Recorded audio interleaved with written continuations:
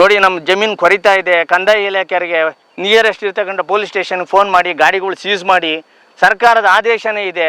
ಸರ್ಕಾರದ ಕೆರೆ ಒಳಗೆ ಊಟ ಮಣಿ ಆದರೆ 3 ಅವರು ಮಣ್ಣು ಎತ್ತಬೇಕಾದ್ರೆ 1 ಮೀಟ್ರ್ ಅಲ್ಲ ಸರ್, ಇದ್ರ 30 ಅಡಿ ಹೊಡೆ ತಳಕಾನ ನೋಡಿ. ಈ ಕೆರೆ ಒಳಗಡೆ ಇತ್ತಾಚಿ 2 ವರ್ಷ ಇತ್ತು ಸರ್, ನೀರು ತುಂಬ್ಕೊಂಡ್ಬಿಡ್ತು, ಒಂದೇ ರಾತ್ರಿ ಮಳೆ ಇದ್ಬಿಡ್ತು, ಅಂಥ ದೊಡ್ಡ ಮಳೆ. ಇದರೊಳಗೆ 30 ಅಡಿ ಆಳ ಇದೆ ಸರ್, ಈಗ 30-35 ಅಡಿ ಆಳ ಇದೆ ಈಗ ಅಲ್ಲಿ ನೋಡಿ. ಈ ಲೆವೆಲ್ಗೆ ಇದ್ದಿದ್ದು ಭೂಮಿ 30 ಅಡಿ ಆಳವಾಗಿದೆ. ಈಗ ಅಲ್ಲಿ ನನ್ನ ಜಮೀನ್ ಹತ್ರನೂ ಎತ್ತಾ ಇದ್ದಾರೆ, ಅಲ್ಲೂ ಪೂರ್ತ ಒಮ್ಮಕ್ಕ ಕರ್ಕೊಂಡು ಹೋಗ್ತದೆ. ನನ್ನ ಜಮೀನು ಕೊರಿತದೆ, ಯಾರು ದಿಕ್ಕು? ತಾವೇ ಬನ್ನಿ, ಅಲ್ಲಿ ತೋರಿಸ್ತೀನಿ. ಸರ್ವೆ ಮಾಡಿ, ಪ್ರತಿಯೊಂದು ಸರ್ಕಾರನೂ ಕೂಡ ಸರ್ವೆ ಮಾಡಿ ಆ ಭಾಗದಲ್ಲಿ ಬಿಡಿಸಿದೆ. ಕೆರೆ ಒತ್ತುವರಿ ಆಗಿದ್ದು ಬಿಡಿಸೋಗ್ಯಾರೆ. ಇವತ್ತು ಬಂದು ತಿರ್ಗಿ ಹೇಳಿದ್ರು ಕೂಡ ಅಲ್ಲಿ ಇದು ಮಾಡ್ತಾನೆ ಇದ್ದಾರೆ, ಮಣ್ಣು ಹೊಡಿತಾನೆ ಇದ್ದಾರೆ.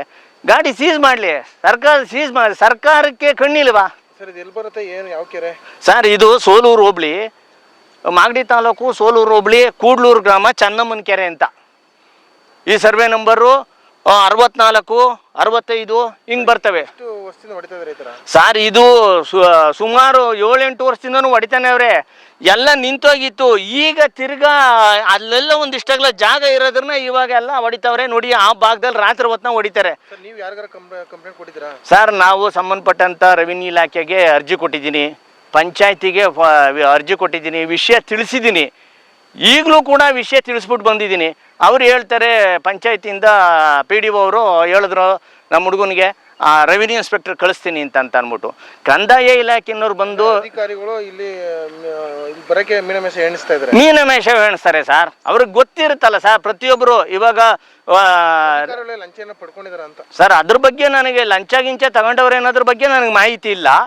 ಆದರೆ ಬಂದಿಲ್ಲಿ ನೆಗ್ಲೆಕ್ಟ್ ಮಾಡ್ತಿರೋದು. ಯಾವ ಗಾಡಿನೂ ಇದುವರೆಗೂ ಸೀಸ್ ಮಾಡಿಲ್ಲ ಸರ್. ಗಾಡಿ ಸೀಸ್ ಮಾಡಿ ಅವ್ರಿಗೊಂದು ಕೇಸ್ ರಿಜಿಸ್ಟರ್ ಮಾಡಿಸ್ರೆ ಮತ್ತೆ ಬಂದು ಕೆರೆನ ಈ ರೈತರಿಗೆ ಅನಾನುಕೂಲ ಕೊಡಲ್ಲ, ತೊಂದರೆ ಕೊಡೋದಿಲ್ಲ.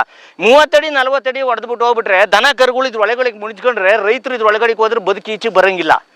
ಎಷ್ಟು ಸತಿ ಕಂಪ್ಲೇಂಟ್ ಕೊಟ್ರು ಕೂಡ ಇದು ಸಾರ್ಥಕ ಆಗ್ತಾ ಇಲ್ಲ ಸರ್. ಈಗ ಏನಿಲ್ಲ ಸರ್, ಈಗ ತಿರ್ಗಾ ಮತ್ತೆ ನಾನು ಕುದೂರು ಸ್ಟೇಷನ್ಗೆ ಹೋಗ್ತೀನಿ, ಮತ್ತೆ ಕಂಪ್ಲೇಂಟ್ ಕೊಡ್ತೀನಿ. DC ಸಾಹೇಬ್ರಿಗೂ, ತಾಲೂಕು ದಂಡಾಧಿಕಾರಿ ತಹಸೀಲ್ದಾರ್ ಸಾಹೇಬ್ರಿಗೂ ನಾನು ಕಂಪ್ಲೇಂಟ್ ಹೇಳ್ತೀನಿ. ಬಂದು ದಯಮಾಡಿ ಅವ್ರು ಯಾರು ಹೊಡಿತಾವ್ರೆ ಅವ್ರ ಗಾಡಿಗಳು ಸೀಸ್ ಮಾಡಿ ಅಂತ ಹೇಳ್ತೀನಿ ಸರ್. ಕಂಪ್ಲೇಂಟ್ ಕೊಡ್ತೀನಿ ಸರ್. ನನಗೆ ಅನಾನುಕೂಲ ಆಗ್ತದೆ, ನನಗೆ ರಕ್ಷಣೆ ಬೇಕು. ನನ್ನ ಜಮೀನು ಕೊರ್ಕೊಂಡೆಲ್ಲ ಕೆರೆ ಒಳಗೆ ಬರ್ತದೆ ಸರ್. ಇತ್ತಾಚಿ ಬಂದಿದ್ದಾಗಲೂ ಮುಚ್ಚಿದ್ದಾಗಲೂ ಕೂಡ ಕಂಪ್ಲೇಂಟ್ ಮಾಡಿ ನಿಲ್ಸಿದ್ವಿ. ಕಂಪ್ಲೇಂಟ್ ಮಾಡಿ ನಿಲ್ಲಿಸಿದಾಗ ನಿಮ್ಮ ಜಮೀನು ಪಕ್ಕಕ್ಕೆ ಹೊಡೆಯೋದಿಲ್ಲ, ಅಲ್ಲಿಂದ 100 ಮೀಟ್ರ್ ಬಿಟ್ಬಿಡ್ತೀವಿ ಅಂತ ಹೇಳಿದ್ರು. 30 ಮೀಟ್ರ್ ಬಿಟ್ಬಿಟ್ಟು ಹೊಡ್ಕೊಂಡು ತಗೊಂಡೋದ್ರು. ಈಗೇನಾಗಿದೆ, ಈಗ ಬತ್ತಿರೋರು ಈ 100 ಮೀಟ್ರ್ ಮಾಡಿ ಬಿಟ್ಟಿದ್ರಲ್ಲ, ಇಷ್ಟು ಮಣ್ಣದಲ್ಲ, ಈ ಮಣ್ಣು ತುಂಬಾಕಿ ಈಗ ಬರ್ತಾವ್ರೆ. ಈಗ ಸರ್ ಮುಂದೆ ಇವ್ರು ಹೊಡೆಯಲ್ಲ, ಇವ್ರು ಕೆಲಸ ಮುಗಿಸ್ಕೊಂತಾರೆ ಸರ್, ಹೊರಟೋತಾರೆ. ಇವರು ಕೆರೆಯಿಂದ ಹೊಡಿಬೇಕಾದ್ರೆ ಸರ್ ಜಿಲ್ಲಾಧಿಕಾರಿಗಳು ಪರ್ಮಿಷನ್ ತಗೊಂಬರ್ಬೇಕು. ಇದು ಸರ್ಕಾರಕ್ಕೆ ಸಂಬಂಧಪಟ್ಟಂತ ಕೆರೆ. 1 ಲೋಡ್ ಹೊಡಿಬೇಕಾದ್ರು 1 ಮೀಟ್ರು ಅಂತ ಹೇಳ್ಬಿಟ್ಟು ಎಸ್ಟಿಮೇಟ್ ಮಾಡ್ತಾರೆ. AEE ಮಾಡೋದು ಕೂಡ ಉಳೆತ್ತದು ಅಂದ್ರೆ ಕೆರೆಗೆ ಎಷ್ಟು ಮಾಡ್ತಾರೆ ಸರ್? 1 ಮೀಟ್ರ್ ಮಾಡೋದು. 30 ಅಡಿ 40 ಅಡಿ ಇಷ್ಟಿಷ್ಟು ಆಳ ಹೊಡೆದೇ ಇಲ್ಲ.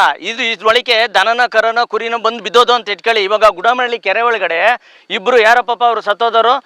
ಇದೇ ಥರ ವೆಂಕಟೇಶ್ ಹೆಂಡ್ತಿ ಕುರಿ ಮೈ ತೊಳೆಯಕ್ಕೆ ಹೋದ್ರು. ಒಳಗಡೆ ಮಕ್ಕ ಆಳ ಅದೇ ಅಂತ ಗೊತ್ತಿಲ್ಲ, ಹೋಗ್ಬಿಟ್ರು 30 ಅಡಿ ಆಳದಲ್ಲಿ ಸತ್ತೋದ್ರು. ಅವ್ರ ಕುಟುಂಬನೇ ಹೊರಟೋದು. ನಮ್ಮ ಜಮೀನು ಹೋದ್ರು ಇನ್ನೊಂದಷ್ಟು ಮಣ್ಣು ಓಡಿಸ್ತೀವಿ.